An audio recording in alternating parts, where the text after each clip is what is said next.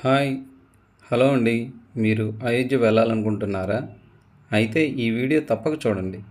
ఈ వీడియో చూడడం వల్ల అయోధ్య దర్శనం మీకు చాలా సులభంగా ఎటువంటి ఇబ్బంది లేకుండా జరుగుతుంది. అయోధ్య చేరుకోగానే ట్యాక్సీ స్టాండ్ నుంచి కానీ రైల్వే స్టేషన్ నుంచి కానీ రామ మందిరానికి ఈ రిక్షాలు ఉంటాయి. ట్యాక్సీ డ్రైవర్ల మాటలు అస్సలు నమ్మకండి, వాళ్ళు చాలా మోసం చేస్తారు. మనల్ని రామ మందిరానికి తీసుకువెళ్ళడానికి 1000 నుంచి 1500 రూపాయలు అడుగుతారు. కానీ ఈ రిక్షా వారు మనిషికి 20 రూపాయల చొప్పున ఛార్జ్ చేస్తారు. ర్యాపిడో బుక్ చేసుకుంటే అంతకన్నా తక్కువగా తీసుకువెళ్తారు. ముందుగా మనం అయోధ్య చేరుకోగానే దర్శించుకోవాల్సిన మొదటి దేవాలయం హనుమాన్ గడి. ఈ హనుమాన్ గడి దర్శించుకున్న తర్వాత రాముల వారిని దర్శించుకోవడం సాంప్రదాయం.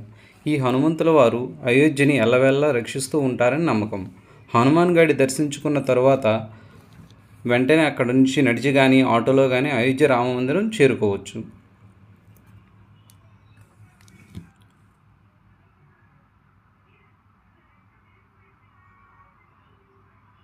రామమందిరం ఎంట్రన్స్ చేరుకోగానే దర్శనం కోసం క్యూ లైన్లో వెళ్ళవచ్చు. నడవలేని వారి కోసం వీల్ చైర్స్ సౌకర్యం కూడా ఉంది. దీనికోసం సుమారు 100 నుంచి 150 రూపాయలు ఛార్జ్ చేస్తారు.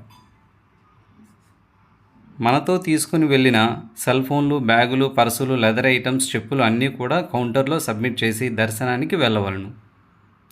ఈ కౌంటర్ దాటి లోపలికి ప్రవేశించగానే రామమందిరం మనకు కనిపిస్తుంది.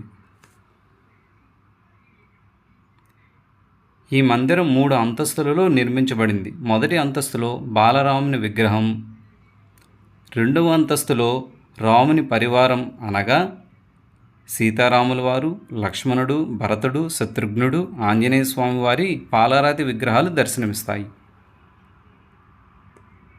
ఈ సుందరమైన అద్భుతమైన రాముల వారి దర్శనం చేసుకోవడానికి మన 2 కళ్ళు సరిపోవు.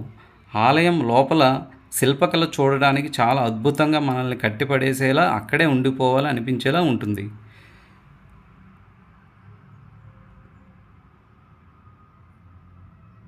స్వామివారి దర్శనం చేసుకుని ప్రధాన ఆలయం నుంచి బయటికి రాగానే ఆలయం చుట్టూ ఉన్న గ్యాలరీలో స్వామివారి జీవిత చరిత్ర అంతా కళ్ళకు కట్టినట్టు అద్భుతంగా చిత్రీకరించారు.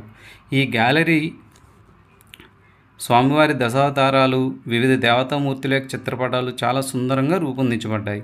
అక్కడి నుంచి బయటికి రాగానే మనకి ఎంతో సుందరమైన ప్రకృతి దర్శనమిస్తుంది.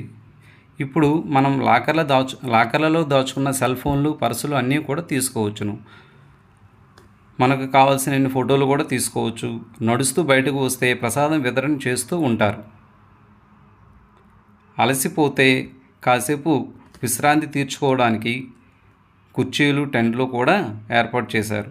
అక్కడి నుంచి సరయూ నది చేరుకోవడానికి ఈ రిక్షాలో బయలుదేరి లతా మంగేష్కర్ చౌక్ చేరుకోవాలి.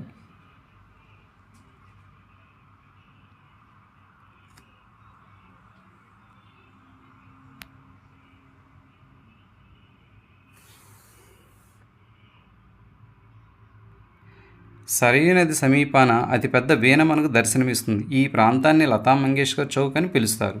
సరయూ నదిలో సాయంత్రం 6 గంటలకు హారతి ప్రారంభమవుతుంది. ఈ హారతిని చూడడానికి జనసందోహం చాలా ఎక్కువగా ఉంటుంది.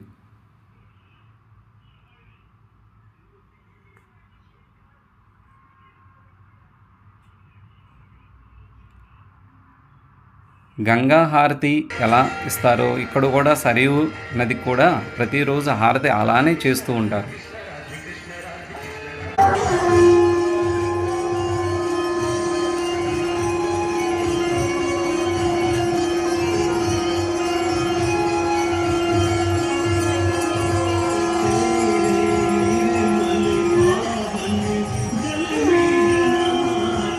ఈ వీడియో కనుక నచ్చినట్లయితే లైక్ చేయండి, షేర్ చేయండి, ఛానల్ సబ్స్క్రైబ్ చేసుకోండి.